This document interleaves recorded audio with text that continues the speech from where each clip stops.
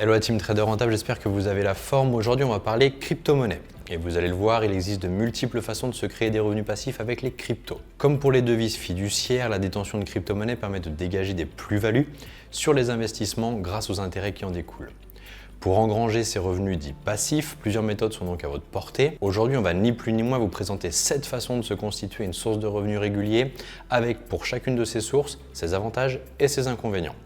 On vous conseille d'ailleurs de regarder jusqu'à la fin parce que le dernier élément qu'on va vous présenter peut être une formidable opportunité pour se créer des revenus passifs avec les crypto-monnaies. N'oubliez pas de vous abonner à la chaîne si ce n'est pas déjà fait. C'est parti!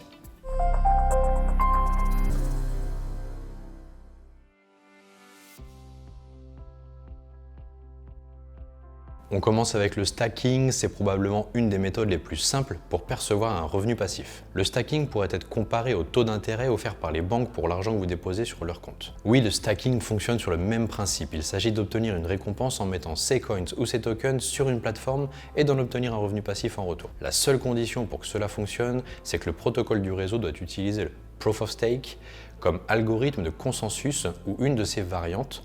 On pense ici au Delegated Proof of Stake ou au Leased Proof of Stake. Pour rappel, la preuve d'enjeu ou Proof of Stake est un procédé par lequel les détenteurs doivent prouver la possession d'un certain montant de crypto-monnaie afin qu'ils puissent valider des blocs supplémentaires dans la chaîne de blocs et toucher la récompense. Les protocoles Cardano, Ethereum, Solana, Algorand ou encore Taxo utilisent ce système de validation. Pour s'initier au stacking, l'idéal est de passer par une plateforme d'échange du type Binance, Coinbase ou CoinHouse. Détenir un cold wallet ou rejoindre un groupe de stacking permet également de s'initier à cette pratique. Fiscalement, le stacking n'a pas de cadre clairement établi, mais nous pouvons dire ceci. Lorsque les crypto-actifs issus du stacking sont cédés contre de l'euro, ils seront assujettis à la flat tax et avec un prix d'acquisition à 0. S'il n'y a pas de cession, la déclaration n'est donc pas nécessaire. L'avantage principal du stacking, c'est qu'il est moins énergivore que le mining. Il est également facile à initier et propose une courbe d'apprentissage rapide. En revanche, les plateformes appliquent des taux d'intérêt différents, impactant ainsi les intérêts versés. De plus, en passant par Binance ou tout autre site d'exchange, vous serez dépendant de la plateforme et ne détiendrez donc pas personnellement vos actifs. N'hésitez pas d'ailleurs à nous dire en commentaire si vous connaissez le stacking ou même si vous l'avez déjà pratiqué. On enchaîne tout de suite avec la deuxième solution pour bénéficier de revenus passifs grâce aux cryptos,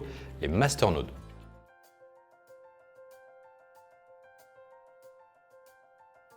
Activité ressemblant au stacking et au minage, le masternode que vous pouvez traduire par nœud maître en français permet de valider les transactions sur les blockchains utilisant principalement le protocole Proof of Stake. Dans le domaine des crypto-monnaies, les masternodes sont comme des serveurs qui contiennent des copies de la blockchain à un moment donné. Ils valident les transactions de monnaie virtuelle sur les blockchains concernées. Pour créer un masternode, vous devez disposer d'une quantité suffisante de coins. Ensuite, il sera possible d'ouvrir un masternode sur un VPS, Virtual Private Server, un serveur spécifiquement dédié. Il est également possible de passer par un masternode partagé. Dans ce cas, la performance et donc la rétribution est partagée entre les participants qui détiennent le masternode. Du côté de la fiscalité, les bénéfices générés par des activités de masternode sont à déclarer au titre des bénéfices non commerciaux, donc les BNC, formulaire 2042C Pro. L'avantage des masternodes, c'est que c'est une activité où il y a moins de compétition et de ressources nécessaires que pour le minage.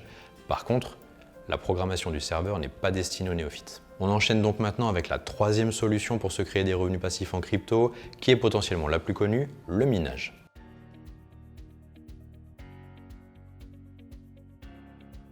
Le minage consiste à sécuriser le réseau via des calculs mathématiques complexes afin de valider les transactions qui se déroulent sur la blockchain. Sachant que la plupart des réseaux sont décentralisés, l'ensemble des participants qui fournissent une partie de leur puissance de calcul participent au minage. Une fois le bloc validé, ils reçoivent une récompense proportionnelle à la puissance du calcul alloué.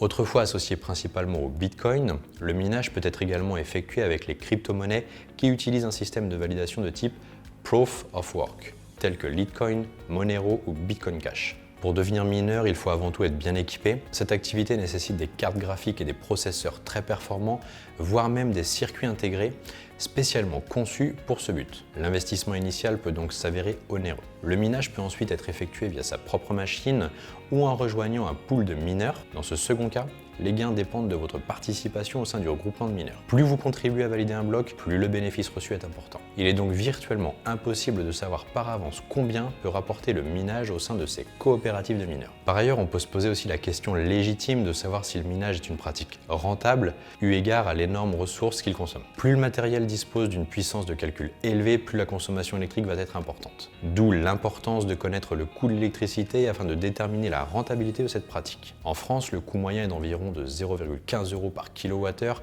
soit moins que dans le reste de l'Union européenne qui est à 0,20 €. Certains pays comme le Kazakhstan par exemple sont en pointe en matière de minage, le coût de l'électricité y étant très bas sur place, 0,05 € par kWh.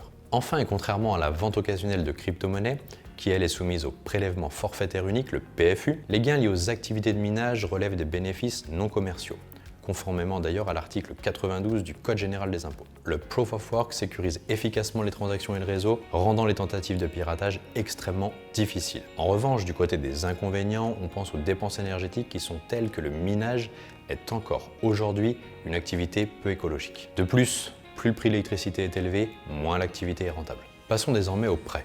Vous ne savez pas ce que cela signifie? Pas de souci, je vous présente dès à présent ce moyen de se créer des revenus passifs.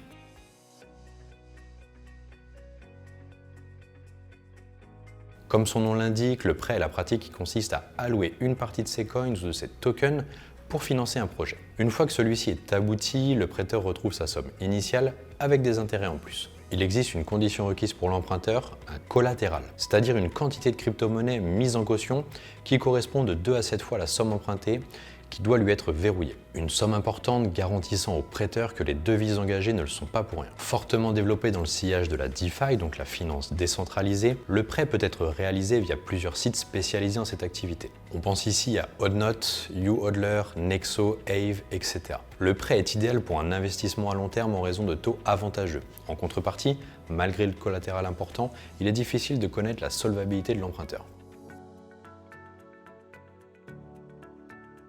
On est déjà à la 5e solution de création de revenus passifs, les nœuds Lighting. Pour les personnes qui ne jurent que par le Bitcoin, il est possible d'engendrer des revenus passifs en configurant et en exécutant un nœud Lighting Network, LN. Cette surcouche décentralisée permet de faciliter les transactions au niveau mondial et notamment les micro-paiements. En déposant ces Bitcoins sur le Lightning Network, ceux-ci peuvent être mis à profit afin d'acheminer les transactions d'autres utilisateurs au sein du dit réseau. Cet apport de liquidité est récompensé par des frais de transaction que vous aurez établis à l'avance. L'avantage est que les bitcoins restent en votre possession à tout instant. L'inconvénient par contre, c'est que la gestion d'un nœud Lighting peut être complexe et il est nécessaire d'avoir une politique tarifaire compétitive afin de se démarquer parmi les autres nodeurs. Passons à la 6e solution, le yield farming.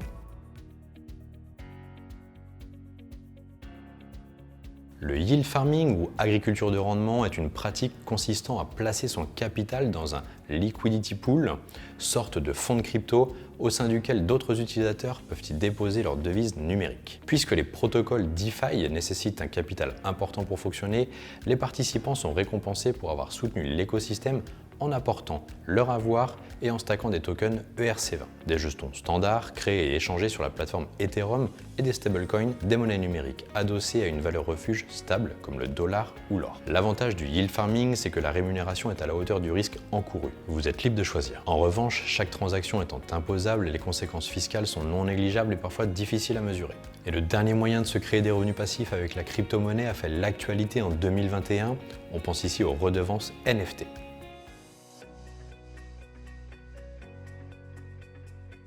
Avec une hausse de trading de 21 000 % en 2021, le phénomène des non-fungible tokens, NFT ou jetons non fongibles, permet également de bénéficier de revenus passifs. Ces certificats numériques infalsifiables, qui attestent l'authenticité d'un objet virtuel, permettent de fixer des frais de redevance lorsque les NFT sont vendus sur le marché secondaire. Exemple, si un créateur de NFT fixe le taux de redevance de son art numérique à 15 %, à chaque fois que le bien est revendu, il touchera donc une commission de 15 %. Il est également possible de louer ces NFT si les actifs sont convoités. C'est le cas de certains jeux NFT dans le Play to Earn, où des joueurs empruntent des cartes importantes afin d'augmenter leurs chances de gagner.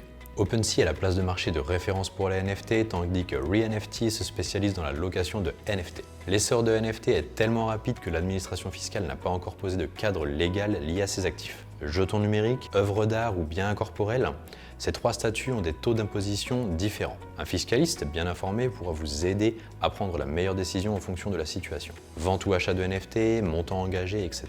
Nous mettrons également à jour nos informations lorsqu'un cadre réglementaire plus précis aura été décidé par le législateur. La perception des revenus a l'avantage de ne nécessiter aucune expertise scientifique puisque c'est la marketplace utilisée qui fait office d'intermédiaire. En revanche, des failles de sécurité peuvent mener au vol de NFT.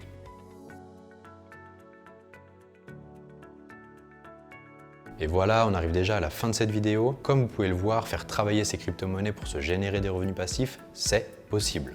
Cette forme de trading moins active est une autre façon de gagner de l'argent dans l'industrie de la blockchain et de maximiser les profits tout en y consacrant un minimum de temps. N'hésitez pas à nous dire en commentaire si vous êtes emballé par certaines de ces solutions et je vous dis à très bientôt sur les marchés financiers.